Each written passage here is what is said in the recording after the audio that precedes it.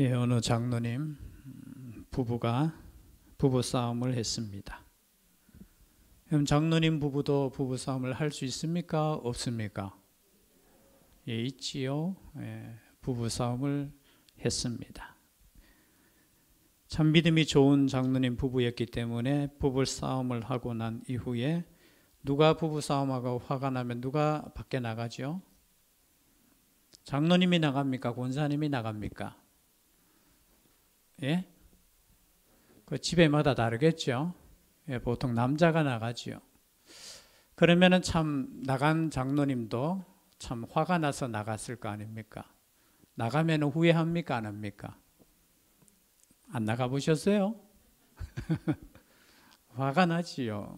그런데 또 시간이 지나면 왜 집을 나왔을까 생각하지요. 그때쯤 집에 있는 우리 권사님도 참 내가 왜 그렇게 했을까 생각하면서 찬송을 부릅니다. 어떤 찬송을 부를까요? 어서 돌아오. 어서 돌아오. 어서 돌아마노. 숨이 차서 여기까지. 그럼 밖에서 이제 듣던 우리 장로님께서 멀리 갔더니 철양아 구곤나여. 그럼 우리 권사님께서 이제 문을 열어주신다는 거예요. 실제적으로 있었는지 모르겠지만 찬송으로 사시는 한 부부에 대한 이야기예요. 우리가 힘들 때도 있고 어려울 때도 있고 때로는 싸울 때도 있지만 찬송으로 이렇게 푸는 믿음의 가정 아니겠습니까? 싸울 수 있잖아요, 그렇죠? 그럼에도 불구하고 찬송을 드리는 가정은 이렇게 회복이 될 수 있다라는 겁니다. 오늘 제목 자체가 하나님의 은혜라. 은혜라는 이 단어 자체는 우리가 많이 또 설교 시간에 들으셨죠. 카리스라는 단어예요. 근데 이 카리스라는 단어가 어디에서 나온 단어냐 하면은 카라에서 나와요. 카라는 즐거움, 기쁨. 옛날에 그 젊은 이게 뭐죠? 가수 그룹 중에 카라가 있었는 것 같은데 그 뜻이 아마 기쁨, 즐거움. 하나님의 은혜는 하나님의 기쁨이라는 거예요. 오늘 성경 말씀을 우리가 살펴보면 사도 바울을 통해서 부활에 대한 말씀을 해요. 한마디로 표현하면 내가 부활의 증인이 되었다라는 것 자체가 은혜라는 겁니다. 내가 부활을 경험했다는 것 자체가. 여러분 예수님의 그 부활의 증인이 될 수 있다라는 것 자체가 은혜라는 것을 고백하고 이것이 은혜라는 것을 고백할 수 있는 사람이 찬송을 할 수 있다라는 겁니다. 그래서 오늘 말씀에 우리가 앞부분을 우리가 살펴볼 필요는 있겠지만 우리가 짧게 넘어가고요. 계속해서 반복되는 10절 말씀 다시 한 번만 읽겠습니다. 10절 시작. 그러나 내가 나된 것은 하나님의 은혜로 된 것이니 내게 주신 그의 은혜가 헛되지 아니하여 내가 모든 사도보다 더 많이 수고하였으나 내가 한 것이 아니요 오직 나와 함께 하신 하나님의 은혜로라. 여러분 이 한 절에 은혜라는 단어가 몇 번 있었습니까?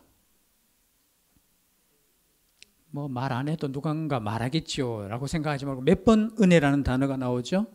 3번이나 나옵니다. 여러분 하나님의 은혜라는 것을 고백하는 사람은 사도 바울처럼 앞에 이런 고백을 할 수 있어요. 맨 나중에 만삭되지 못하여 난 자 같은 나. 여러분 만삭이 되지 못했다는 것은 약 8개월 정도의 그렇죠. 우리가 지금 표현한 의사 기술이 의료 기술이 지금은 굉장히 뛰어나잖아요. 그렇죠? 어디에 넣어서 키울 수도 있고. 근데 이 당시에 일찍 태어난다는 것은 뭔가 부족하고 뭔가 사람 구실을 할 수 없다라는 그런 의미예요. 사도 바울은 자기가 이렇게 고백해요. 앞에 부활의 증인된 사람이 얼마나 많은지 게바에게 보이시고 12 제자에게 보이시고 500여 형제에게 보이시고 야고보, 여기는 예수님의 동생이죠. 야고보에게 보이시고 맨 마중에 내가 봤는데 예수님의 그 부활을 잘 참 은혜라는 거예요. 여러분, 예수 믿는다는 것이 얼마나 큰 은혜인지 아시고 고백했으면 좋겠어요. 예수 믿는다는 거, 내가 부활을 믿는다는 거, 내가 예수님을 고백할 수 있다는 거, 이 자체가 하나님께서 주신 은혜 중에 은혜라는 거예요. 은혜 중에 은혜. 그러니 이런 고백을 할 수 있는 겁니다. 9절에 나는 사도 중에 가장 작은 자라 나는 하나님의 교회를 박해하였으므로. 여러분, 사도 바울을 생각하면, 자신을 생각하면 죄송합니다. 예배 드릴 때 저 구석 저 끝에 있어야 돼요. 왜요? 아니, 예수님 믿는 사람을 그렇게 핍박하고 박해하고,